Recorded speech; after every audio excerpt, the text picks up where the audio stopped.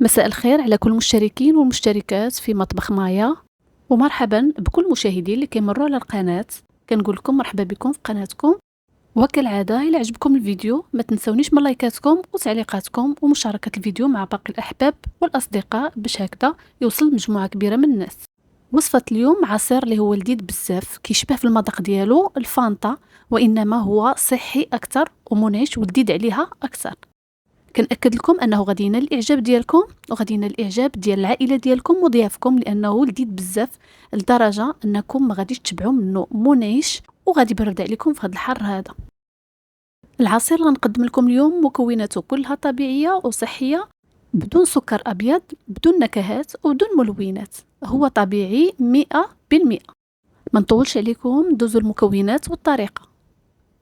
غادي نحتاجو نصف كيلو ديال المشماش اللي غنحيدو له العظم ديالو، وغادي نديروه في واحد الطنجره.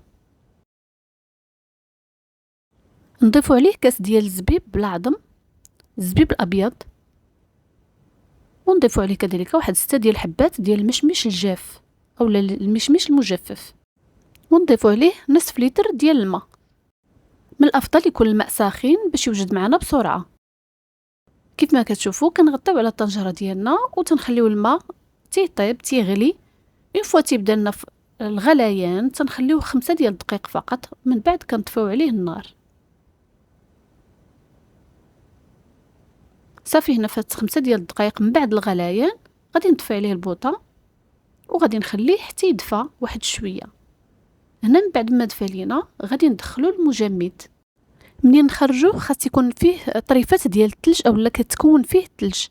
بالنسبه لي انا هنا كنت خليته ليله كامله، فخرجته وخليته حتى طلق واحد شويه، عاد بديت كنكسر داك الثلج اللي مازال فيه بهذه الطريقه هذه. انا هكذا بغيتو، خاص يكون فيه شويه ديال الثلج ولكن يكون قابل انني نطحنه. من بعد غادي نضيف ليه قشور ديال جوج ديال البرتقالات. هذه البرتقاله الاولى غادي نبدا نحك فيها غير القشره الفوقانيه بلا ما نوصل للقشره البيضاء.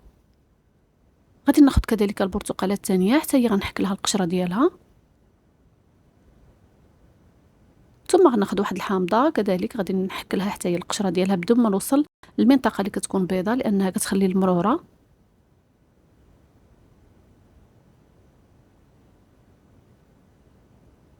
المرحله المواليه هي انني غناخذ داك البرتقاله ولا الليمون اللي قطعت وغنحيد له القشور بهذه الطريقه هذه. كنحاول نحيد القشره ومعها حتى هذيك القشره البيضاء في نفس الوقت باش ما نضيعش هكذايا الوقت.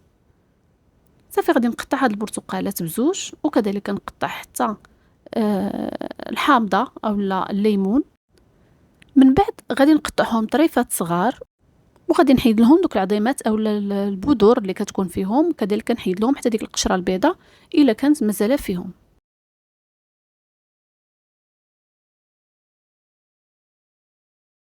كما كتشوفوا حتى بالنسبه لليمون الحامض فهي كنحيد لها القشره مع القشره البيضاء في مره واحده.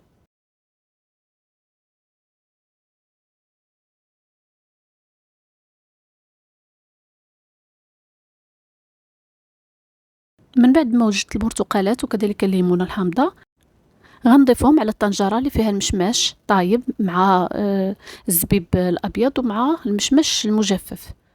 وهنا غادي نبدا نطحن فيهم. الا ما عندكمش البرا ميكسور ممكن انكم تستعملوا الطحان الكهربائي اللي غادي يعطيكم نفس النتيجه. غادي نبدا نطحن في الخليط ديالي، خاصني نطحنو مزيان مزيان باش ما يبقوش عندي دوك الطريفات، يولي سائل كيف ما كتشوفوا. فتنميل شويه الطنجره وتنبدا تنطحن باش تطحن ليا مزيان. هذا هو القوام ديالو تيجي خاتر. غنضيف عليه شويه ديال الماء يكون بارد من الثلاجه من الافضل باش كيبقى لنا العصير ديالنا بارد ومنعش. تنضيف الماء وانا تنحرك حتى كنوصل للقوام اللي بغيت.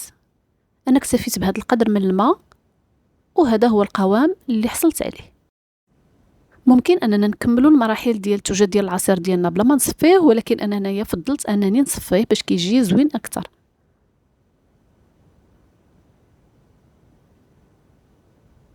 كما كتشوفوا كنصفيه على مراحل باش كيتصفى ليا مزيان وبسرعه.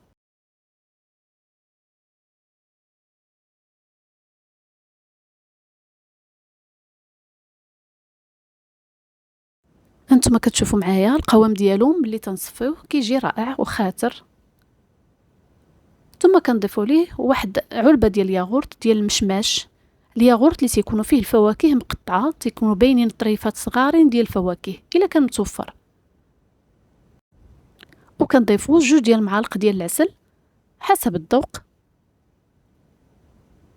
وكنعاودوا كنطحنوا المكونات كامله باش كتندمج لنا العناصر كامله اللي ضفناها. وهنا كنحصلوا على واحد العصير اللي تيجي منعش لذيذ بزاف بزاف بزاف، تيقوني انه تيجي رائع كريمي وخاتر مع واحد النسمه ديال الليمون والبرتقال اللي كتعطيه واحد اللذه اضافيه. قدميه لعائلتك ولضيافك بوجهك احمر بكثره اللذه ديالو حتى شي واحد ما غيصدقك انك صايبتيه في الدار. جربوه، وإلا عجبتكم الوصفه ما تنسونيش من لايكاتكم وتعليقكم الزوينه اللي غنتسناها بفارغ الصبر. فرجه ممتعه بصحتكم وراحتكم، عصير المشماش المنعش.